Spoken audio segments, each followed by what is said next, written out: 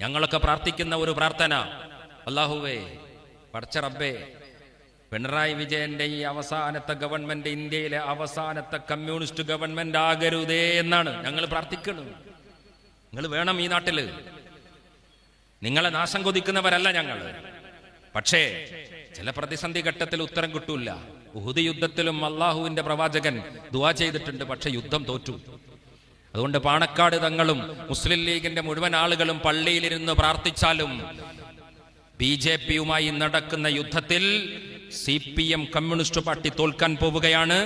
BJP-യുടെ original വർഗീയതയുടെ duplicate മാർക്കറ്റിൽ കച്ചവടം ചെയ്യാൻ പോകുന്ന പിണറായിസ്റ്റ് സംഘത്തോട് ഞങ്ങൾ പറയാണ്, വർഗീയതയുടെ ഒറിജിനല് മോഹൻ ഭഗവത് സൗജന്യമായി വിതരണം ചെയ്യുമ്പോൾ അതിന്റെ ഡ്യൂപ്ലിക്കേറ്റ് വിൽക്കുന്ന നിങ്ങൾ പോളിറ്റ് ബ്യൂറോ യോഗം കൂടി ചരിത്രപരമായ മണ്ടത്തരം എന്ന് പറഞ്ഞ് പ്രമേയം പാസാക്കാനുള്ള ആൾബലം പോലും ഇല്ലാതെ നിങ്ങൾ ഈ രാജ്യത്തിന്റെ അരികുകളിലേക്ക് വലിച്ചെറിയപ്പെടും. അതാണ് ഈ രാജ്യത്ത് കണ്ടുകൊണ്ടിരിക്കുന്നത്. ഉത്തരേന്ത്യയിലെ സംസ്ഥാനങ്ങളിൽ സഞ്ചരിക്കുന്നവരാ ഞങ്ങളൊക്കെ. ഇന്ത്യയിലെ വിവിധ സംസ്ഥാനങ്ങളിൽ നിരന്തരമായി ഞങ്ങൾ യാത്ര ചെയ്തുകൊണ്ടിരിക്കുന്നുണ്ട്. ഞങ്ങൾ ലൊക്കേറ്റ് ചെയ്യാറുണ്ട് അവിടെ ആ പ്രശ്നങ്ങളിൽ. ലീഗ് പാർട്ടി എന്ന് പറഞ്ഞാൽ മലപ്പുറത്തും മലബാറിലും മേപ്പയൂരിലും കേരളത്തിന്റെ കംഫർട്ട് സോണിലും ആണോ? ഞങ്ങളുടെ അഖിലേന്ത്യാ ഘടകം ഉണ്ടാക്കുന്നത് ഏതു കാലത്താ? ഇന്ത്യയുടെ സുഹൃതം പോലെ, ഇന്ത്യയുടെ അഭിമാനം പോലെ. സാമ്പത്തിക ശാസ്ത്രം എന്ന് പറയുന്നതിനെ മനുഷ്യക്ഷേമത്തിന്റെ പരിസരത്ത് പ്രതിഷ്ഠിച്ച ഡോക്ടർ മൻമോഹൻ സിംഗ് ഈ രാജ്യത്ത് ഓർമ്മയായി പോയി. പ്രതിപാദനനായ ഡോക്ടർ മൻമോഹൻ സിംഗ് ഏവിയെ ഓർക്കുന്ന സദസ്സാണ്. പുണ്യം ചെയ്തവർ മുഴുവൻ ഈ വഴിയിൽ വന്ന് നിൽക്കട്ടെ. പ്രിയപ്പെട്ട MT കാലം ചെയ്ത സന്ദർഭമാണിത്. മലയാളത്തിന്റെ സാഹിത്യത്തെ മനുഷ്യ കേന്ദ്രീകൃതമായ ചിന്തകളെയും വിചാരങ്ങളെയും കൊണ്ട് കൂടല്ലൂരിന്റെ നാട്ടുവഴികളിലൂടെ സഞ്ചരിച്ച് ജ്ഞാനപീഠത്തോളം മലയാള ഭാഷ ഉയർത്തിയ പ്രിയപ്പെട്ട MT, ആ MT അദ്ദേഹത്തിന്റെ സർഗസബര്യ നടത്തുന്ന കാലത്ത് ചന്ദ്രിക പത്രം അദ്ദേഹത്തിന്റെ എഴുത്തു കളരിയായിരുന്നു. ചന്ദ്രികയില്ലായിരുന്നുവെങ്കിൽ MT എഴുത്തുകാരനാകുമായിരുന്നില്ല എന്നത് നമ്മുടെ ക്ലെയിമല്ല. പക്ഷേ MT എന്ന പ്രതിഭയുടെ എഴുത്തുകാരനെ ഉണർത്തിയപ്പോ, അദ്ദേഹത്തിന്റെ കഥാപ്രപഞ്ചത്തിൽ അദ്ദേഹം മയിൽപീലി വർണ്ണങ്ങൾ വിരിയിച്ചപ്പോ, പ്രിയപ്പെട്ട MT-യുടെ കഥാ ആശയത്തിന്റെ അക്ഷരങ്ങൾ പുരളാൻ ഇന്ത്യൻ യൂണിയൻ മുസ്ലിം ലീഗിന്റെ ജിഹോയായി പ്രവർത്തിക്കുന്ന ചന്ദ്രിക പത്രത്തിന്റെ താളുകൾ നിമിത്തമായി എന്നുള്ളത് ആധുനിക കേരളത്തിന്റെ നവോത്ഥാന പൈതൃകത്തിന്റെ കൂടെ ഞങ്ങളും സഞ്ചരിച്ചിട്ടുണ്ട് എന്നാണ്. വർഗീയ രാഘവ, നിങ്ങൾ കാണണം. നിങ്ങളിങ്ങനെ പാണക്കാട് തങ്ങൾക്കെതിരെ ഒരു ഊത്തൂത്തിയാൽ പാറിപ്പോകുന്ന അപ്പൂപ്പൻ താടിയാണ് ഇന്ത്യൻ യൂണിയൻ മുസ്ലിം ലീഗ് എന്ന് നിങ്ങൾ കരുതുന്നുവെങ്കിൽ ഈ കാലം, MT-യുടെ കാലം നിങ്ങൾക്ക് മറുപടി പറയും. MT-യുടെ കാലം, MT വാസുദേവൻ എന്നതിന്റെ കൂടെ നായർ എന്ന വാലുമുണ്ട് അദ്ദേഹത്തിന്. ചന്ദ്രികയുടെ പത്രത്തിലേക്ക് കാക്കാമാരുടെ കഥകൾ മതി എന്ന് ഞങ്ങൾ തീരുമാനിച്ചിരുന്നു. അങ്ങനെ ഇല്ലല്ലോ. ഞങ്ങൾ ഈ മതേതര പ്രതിബദ്ധതയുടെ തലത്തിലാണ് ഞങ്ങൾ പ്രവർത്തിച്ചത്. മനുഷ്യരുടെ വിഷയങ്ങളെക്കുറിച്ച് സംസാരിച്ച MT, ഞാൻ അദ്ദേഹത്തെ ഓർത്തുപോയതാണ് സാന്ദർഭികമായി. ചന്ദ്രിക അതിന് നിമിത്തമായിട്ടുണ്ടെങ്കിൽ ആ നിമിത്തത്തിൽ ഞങ്ങൾ അഭിമാനിക്കുന്നു എന്ന് ഈ കൂട്ടത്തിൽ പറഞ്ഞു പോയതാണ്. പ്രിയപ്പെട്ട ഡോക്ടർ മൻമോഹൻ സിംഗ് ഇന്ത്യയുടെ പ്രധാനമന്ത്രിയായി ഈ രാജ്യത്തിന്റെ ക്ഷേമ പ്രവർത്തനങ്ങളുടെ മുന്നിൽ, സാമ്പത്തിക ക്ഷേമ പ്രവർത്തനങ്ങളുടെ മുന്നിൽ അദ്ദേഹം നിന്നു. മൻമോഹൻ സിംഗ് ഏറ്റവും അവസാനമായി പാസാക്കിയ ആലോചിച്ച ആശയം സ്ട്രീറ്റ് വെൻഡേഴ്സ് ബില്ലായിരുന്നു. സ്ട്രീറ്റ് വെൻഡേഴ്സ് ബില്ല് എന്താ? സ്ട്രീറ്റ് വെൻഡേഴ്സ് ബില്ല് ഇന്ന് ലോകത്തിലെ പട്ടിണി സൂചികയിൽ ഇന്ത്യ മുന്നിൽ നിൽക്കുകയാണ്. ലോകത്തേറ്റവും കൂടുതൽ മൂന്നാം ആഫ്രിക്കൻ ഉപഭൂഖണ്ഡത്തിലെ ഇരുണ്ട ഭൂഖണ്ഡങ്ങളെ പോലും, ഇരുണ്ട ഭൂപ്രദേശങ്ങളുടെ പട്ടിണിയുടെ സൂചികയുടെ പിന്നിലാണ് ഇന്ത്യ നിൽക്കുന്നത് എന്ന് നിങ്ങൾ മനസ്സിലാക്കണം. നരേന്ദ്രമോദി ഈ രാജ്യത്തിലെ മുസ്ലിങ്ങളുടെ ശത്രുവാണ് എന്നാരാ പറഞ്ഞത്? മുസ്ലിങ്ങളുടെ മാത്രം ശത്രുവല്ല. നരേന്ദ്രമോദി ഇന്ത്യയിലെ മുഴുവൻ മനുഷ്യരുടെയും, ഇന്ത്യക്കാരുടെ ശത്രുവാണ്. ഈ രാജ്യത്തിലെ ഹിന്ദുക്കളുടെ ശത്രുവാണ്. ഈ രാജ്യത്തിലെ മുഴുവൻ മനുഷ്യരുടെയും ശത്രുവാണ് എന്നതാണ് ഞങ്ങളുടെ രാഷ്ട്രീയ കാഴ്ചപ്പാട്. മൻമോഹൻ സിംഗ് പാസാക്കിയ ബില്ല് സ്ട്രീറ്റ് വെൻഡേഴ്സ് ബില്ല. എന്താ സ്ട്രീറ്റ് വെൻഡേഴ്സ് ബില്ല്? ഈ നാട്ടിൽ തെരുവ് കച്ചവടം നടത്തുന്ന മേപ്പയൂരിലെ മനോഹരമായ വ്യാപാര സ്ഥാപനങ്ങളുണ്ട്. ഇവിടെ സുന്ദരമായി ഇന്റീരിയർ ചെയ്ത മനോഹരമായ സ്ഥാപനങ്ങൾ. അവര് മേപ്പയൂരിന്റെ സാമ്പത്തിക ഭദ്രതയിൽ, ഇവിടുത്തെ ഒരു ഫിനാൻഷ്യൽ സെറ്റപ്പിന് അവർ കൊടുക്കുന്ന സംഭാവനയുണ്ട്. അവർ വ്യവസ്ഥാപിതമായി പഞ്ചായത്തിൽ പേപ്പർ എടുത്ത് GST ചെയ്ത് എല്ലാം ആ അർത്ഥത്തിൽ കച്ചവടം ചെയ്യുന്നവരാണ്. പക്ഷെ വൈകുന്നേരം ഇരുട്ടിയാൽ ബസ് സ്റ്റാൻഡിൽ നിന്ന് ബസ്സുകളൊക്കെ പോയി കഴിഞ്ഞാൽ ഉന്തുവണ്ടിയിൽ കച്ചവടം ചെയ്യാൻ വരുന്ന ഉന്തുവണ്ടിക്കാരനുണ്ട്. ആ ഉന്തുവണ്ടിക്കാരനും ഇന്ത്യ എന്ന് പറയുന്ന ഈ വലിയ രാജ്യത്തിന്റെ സാമ്പത്തിക സംവിധാനങ്ങളുടെ, സാമ്പത്തിക ഭദ്രതയുടെ, സാമ്പത്തിക സുസ്ഥിരതയുടെ അടിക്കല്ലിൽ അവർ സംഭാവന ചെയ്യുന്നു എന്ന മനോഹരമായ വീക്ഷണം ഈ രാജ്യത്തിന് മുന്നിൽ വെച്ച മനുഷ്യനായിരുന്നു ഡോക്ടർ മൻമോഹൻ സിംഗ് എന്ന് പറയുന്നത്. ആ ഡോക്ടർ മൻമോഹൻ സിംഗ് ഇന്ത്യ ഭരിക്കുമ്പോ ഇന്ത്യൻ യൂണിയൻ മുസ്ലിം ലീഗ് എന്ന ഞങ്ങളുടെ ഈ രാഷ്ട്രീയാശയം പ്രിയപ്പെട്ട AV പിടിച്ച ഈ കൊടിയുടെ പിന്മുറക്കാർ ഇന്ത്യയുടെ വിദേശകാര്യ സഹമന്ത്രിയായിട്ടുണ്ട്. ഞങ്ങൾ ഈ രാജ്യത്തിന്റെ റെയിൽവേ വകുപ്പിന്റെ ഉപമന്ത്രി പദം ഞങ്ങൾ അലങ്കരിച്ചിട്ടുണ്ട്. അഹമ്മദ് സാഹിബ് കേന്ദ്ര ഉപമുഖ്യമന്ത്രിയായ കാലത്താണ് VS അച്യുതാനന്ദന്റെ ഇസ്ലാമോഫോബിയയുടെ ഒരു കമന്റ് കേരളം കേൾക്കുന്നത്. ഇന്ത്യൻ മതേതരത്വത്തിന്റെ ചങ്കിനേറ്റ കുത്താണ് എന്ന് അദ്ദേഹം പറയുന്നത്. ഇന്ത്യൻ മതേതരത്വത്തിന്റെ ചങ്കിനേൽക്കുന്ന കുത്ത് ഇന്ത്യയിലെ മുഴുവൻ പള്ളികളിലും ശിവലിംഗം തപ്പി നടക്കുന്ന RSSന്റെ കുത്താണ് എന്ന് കമ്മ്യൂണിസ്റ്റ് പാർട്ടി തിരിച്ചറിയാത്തിടത്തോളം കാലം നിങ്ങൾ രക്ഷപ്പെടാൻ പോകുന്നില്ല എന്ന് ഇടതുപക്ഷ സുഹൃത്തുക്കളോട് പറയാൻ ഞങ്ങൾ ആഗ്രഹിക്കുകയാണ്. അഹമ്മദ് സാഹിബ് മന്ത്രിയാകുമ്പോ ഈ രാജ്യത്തിന്റെ മതേതരത്വത്തിന്റെ പാരമ്പര്യത്തിന് ഏൽക്കുന്ന കുത്തെന്ന് നിങ്ങൾ പറയുന്നു. ഗുജറാത്ത് കലാപം ഞാൻ പറഞ്ഞല്ലോ, നരേന്ദ്ര ഭട്ടാചാര്യ കമ്മ്യൂണിസ്റ്റ് പാർട്ടിയുടെ ബുദ്ധദേവ് ഭട്ടാചാര്യ CPMന്റെ കമ്മ്യൂണിസ്റ്റ് പാർട്ടിയിലെ CPMന്റെ ബംഗാൾ മുഖ്യമന്ത്രി 2002 ഇത് പറയുമ്പോ ഗുജറാത്തിന്റെ തെരുവുകളിൽ കലാപം നടക്കുകയാണ്.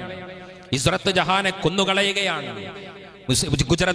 ഗുജറാത്തിന്റെ കലാപഭൂമിയിൽ ഗർഭിണിയായ പെൺകുട്ടിയുടെ നിറവയർ കുത്തിക്കേറി RSS BJP നേതൃത്വം കൊടുക്കുന്ന കലാപങ്ങളുടെ മുന്നിൽ നിൽക്കുന്ന മനുഷ്യൻ നരേന്ദ്ര ദാമോദർ മോഡി എന്ന് പറയുന്ന ശപിക്കപ്പെട്ട മനുഷ്യനാണ്.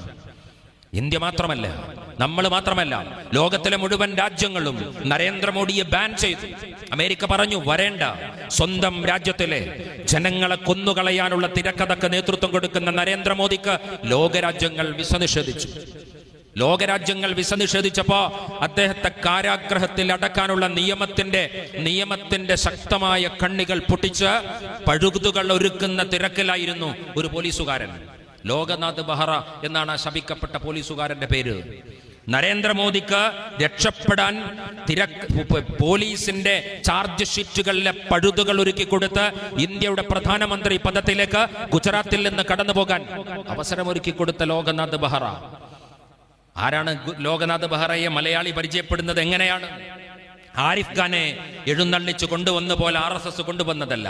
പിണറായി വിജയൻ തന്റെ പോലീസ് ഉപദേഷ്ടാവിന്റെ കസേരയിൽ, തന്റെ DGPയുടെ കസേരയിൽ ഇന്ത്യ രാജ്യത്തിലെ IPS എടുത്ത ആയിരക്കണക്കിന് മിടുക്കന്മാർ, മതേതര ക്രെഡൻഷ്യലുള്ള തന്റെ ജോലിയോട് നീതി പുലർത്തുന്ന പോലീസ് ഉദ്യോഗസ്ഥന്മാർ ഉണ്ടായിരിക്കെ നരേന്ദ്രമോദി എന്ന് പറയുന്ന മനുഷ്യന് രക്ഷപ്പെടാൻ പഴുതുകൾ ഒരുക്കി കൊടുത്ത ലോകനാഥ് ബെഹ്റയെ ഇടത്ത് വെച്ചു. വലത്താറയാണ് വെച്ചത്. 1991 പാലക്കാട്ടെ പുൽപ്പള്ളി തെരുവിൽ I want A bastard of Muslim dead body, I want A dead body of Muslim bastard എന്ന് പോലീസിന്റെ വയർലെസ്സിലേക്ക് സന്ദേശം പോയി. എനിക്ക് ഒരു മുസ്ലിം തെമ്മാടിയുടെ മൃതദേഹം വേണമെന്ന സന്ദേശം പോയി. അതയച്ചത് കേരളത്തിന്റെ പോലീസിന്റെ അന്നത്തെ ക്രമസമാധാന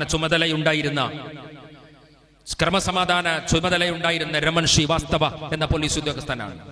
തന്റെ വീട്ടുമുറ്റത്ത് കളിച്ചുകൊണ്ടിരിക്കുകയായിരുന്ന 11 വയസ്സുള്ള പെൺകുട്ടി സിറാജുന്നീസ, ഒരു മുസ്ലിം ബാസ്റ്റാർഡിന്റെ രക്തത്തിന് വേണ്ടി ദാഹിച്ച കേരളത്തിന്റെ പോലീസുകാരന്റെ ആക്രോശം ചെന്നപ്പോ പോലീസ് അന്ന് വെടിയുതിർക്കുകയാണ്. 11 വയസ്സുള്ള പെൺകുട്ടിയെ പിടഞ്ഞു മരിച്ചു ആ പെൺകുട്ടി. പിന്നീട് കേരളത്തിന്റെ പോലീസ് കൊടുത്ത കുപ്രസിദ്ധമായ കുറ്റപത്രം നരേന്ദ്രമോദിയുടെ രഥയാത്രയെ തടുക്കാൻ സിറാജുന്നീസയുടെ നേതൃത്വത്തിൽ കലാപകാരികൾ ഒരുങ്ങി നിൽക്കുമ്പോഴാണ് സിറാജുന്നീസയെ കൊന്നത് എന്ന് കേരളത്തിന്റെ കുപ്രസിദ്ധമായ പോലീസിന്റെ കുറ്റപത്രമാണ്. ആ കുറ്റപത്രം നേതൃത്വം കൊടുത്ത രമൺ ശ്രീവാസ്തവ അദ്ദേഹം ഗുജറാത്തിലെ അഹമ്മദാബാദിൽ അലഹാബാദിൽ അദ്ദേഹം വിശ്രമിക്കുന്ന വേളയിലാണ് അദ്ദേഹത്തെ കൊണ്ടുവരുന്നത്. അദ്ദേഹത്തെ കർണാവതി എന്ന് പേര് മാറ്റിയ ഉത്തർപ്രദേശിലെ നാട്ടിൽ നിന്ന് അദ്ദേഹത്തെ ആനയിച്ചു കൊണ്ടുവരുന്നത് പിണറായി വിജയൻ, കമ്മ്യൂണിസ്റ്റ് മുഖ്യമന്ത്രി. വലതുവശത്ത് ലോകനാഥ് ബെഹ്റയെയും രമൺ ശ്രീവാസ്തവയെയും കൂടെ കൂട്ടി നടത്തിയ പോക്കിരിത്തരം. ആ പോക്കിരിത്തരത്തെ ലോകത്തോട് വിളിച്ചു പറഞ്ഞത് കുഞ്ഞാലിക്കുട്ടി സാഹിബും രമേശ് ചെന്നിത്തലയും വി ഡി സതീശനുമല്ല, കൂടെ നിൽക്കുന്ന PV അൻവർ എന്ന് പറയുന്ന പിണറായി വിജയന്റെ രാപ്പനി അറിയുന്ന ഒരാൾ വിളിച്ചു പറയുകയാണ്. ഇന്ത്യയിലെ വിവിധ സംസ്ഥാനങ്ങളിൽ സഞ്ചരിക്കുമ്പോൾ മലയാളിയുടെ അഭിമാനമായി എനിക്ക് തോന്നിയ ഒരു കാര്യം നമ്മുടെ സാക്ഷരതയാണ്, നമ്മുടെ ആരോഗ്യമാണ്, നമ്മുടെ സാമൂഹിക ശുചിത്വമാണ്, നമ്മുടെ മതേതര പ്രതിബദ്ധതയാണ്, നമ്മുടെ വിദ്യാഭ്യാസ പ്രബുദ്ധതയാണ്. പക്ഷേ സർവോപരി കേരളത്തിന്റെ പോലീസ് ഫോഴ്സ് ഇതൊക്കെ പറയുമ്പോഴും കേരളത്തിന്റെ ബഹുഭൂരിപക്ഷം വരുന്ന കേരളത്തിന്റെ പോലീസ് ഉദ്യോഗസ്ഥന്മാർ, ആ കേരളത്തിന്റെ പോലീസ് ഉദ്യോഗസ്ഥന്മാരുടെ സെക്യുലർ ക്രെഡൻഷ്യലിനെ നമുക്ക് തള്ളി പറയാൻ പറ്റില്ല. ഉത്തർപ്രദേശിലെ മുസ്തഫാബാദിൽ കലാപം നടക്കുന്ന സമയത്ത് RSSകാർ കുറുവടിയുമായി ഇറങ്ങുമ്പോ കാക്കി ട്രൗസർ ഇട്ട RSSകാരന്റെ കയ്യിൽ കുറുവടിയില്ലാത്ത RSSകാരന്റെ കയ്യിൽ തന്റെ കുറുവടി കൊടുക്കുന്നത് ഡൽഹിയിലെ പോലീസാണ്. ഉത്തർപ്രദേശിലെ യോഗി ആദിത്യനാഥിന്റെ പോലീസ് ശാഖയിൽ RSS കേഡറെ പോലെ പ്രവർത്തിക്കുകയാണ്. ഇന്ത്യയിലെ BJP ഭരിക്കുന്ന സംസ്ഥാനങ്ങളിൽ, മഹാരാഷ്ട്രയിൽ, ഇന്ത്യയിലെ പല സംസ്ഥാനങ്ങളിലും നമ്മൾ ഇത് കേട്ടിട്ടുണ്ട്. അങ്ങനെ പ്രവർത്തിക്കുമ്പോ കേരളത്തിന്റെ പോലീസ് സംവിധാനം കുറ്റമറ്റതാണ്. ആ കുറ്റമറ്റ പോലീസ് സംവിധാനം RSSന്റെ ബൗദ്ധിക പ്രമുഖന് തീരെഴുതി കൊടുക്കുന്ന, RSSന്റെ അഖിലേന്ത്യാ ജനറൽ സെക്രട്ടറി ഗ്രാൻഡ് ഹയാത്ത് ഹോട്ടലിൽ തൃശൂരിലെ RSSന്റെ ത്രിദിന പഠന ശിബിരത്തിൽ വരുമ്പോ ഗ്രാൻഡ് ഹയാത്ത് ഹോട്ടലിന്റെ കാർപോർച്ചിൽ പോലീസ് വണ്ടിയിട്ട് കേരളത്തിന്റെ പിണറായി വിജയന്റെ പോലീസ് പോയി എന്നുള്ളത് എത്ര ഞെട്ടലോടെ നമ്മൾ കേൾക്കുന്ന വാർത്തയാണ്. അപ്പോൾ CPM വഴിവിട്ട് സഞ്ചരിക്കുകയാണ്. നിങ്ങൾ RSS അഖിലേന്ത്യാ തലത്തിൽ ചെയ്തുകൊണ്ടിരിക്കുന്ന പ്രവർത്തനം എന്താണ് പൗരത്വ നിഷേധം? എന്താണ് വഖഫ് ബില്ല്? ഇന്ത്യ രാജ്യത്തിലെ മുഴുവൻ വഖഫ് സ്വത്തുകളും അടിച്ചെടുക്കാൻ, ഇവിടുത്തെ മുസ്ലിം സമൂഹത്തിന്റെ വിശ്വാസ ആദർശങ്ങളിലേക്ക് കടന്നുകയറാൻ, അവരുടെ പള്ളികളിലേക്ക്, അവരുടെ ഈദ്ഗാഹ് മൈതാനികളിലേക്ക് ബുൾഡോസർ വരാൻ പോവാണ്. ഞങ്ങൾ ലീഗിന്റെ രാഷ്ട്രീയം പറയുന്ന കാലത്ത് പലരും വിചാരിച്ചത് പഞ്ചായത്തില് ജനകീയാസൂത്രണത്തിന്റെ കോഴി വിതരണം ചെയ്യാൻ നിങ്ങൾ എന്തിനാ ലീഗായത്? അതിന് വേറെ പാർട്ടിയായ പോരെ? ഇവിടുത്തെ മതേതര പാർട്ടികൾ, ഇവിടുത്തെ സെക്യുലർ പാർട്ടികൾ, ഇവിടുത്തെ സോഷ്യലിസ്റ്റ് പാർട്ടികൾ CPM ആയ പോരെ എന്നൊക്കെ ഞങ്ങളോട് ചോദിച്ചവരുണ്ടായിരുന്നു.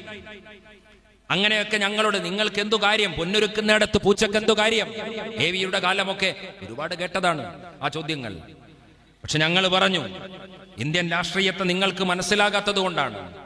ഇന്ത്യ രാജ്യത്തിലെ വഖഫ് പ്രോപ്പർട്ടികളെ, എന്താണ് വഖഫ് പ്രോപ്പർട്ടിയിൽ BJP കൊണ്ടുവന്ന 44 അനുച്ഛേദങ്ങൾ, ആ അനുച്ഛേദങ്ങളുടെ ഭേദഗതികൾ എന്താണ്? വഖഫ് പ്രോപ്പർട്ടികളുടെ തലപ്പത്ത് CEO, ചീഫ് എക്സിക്യൂട്ടീവ് ഓഫീസർ, ഏത് വിശ്വാസിക്കും ഏത് മതക്കാരനും കടന്നു വരാം.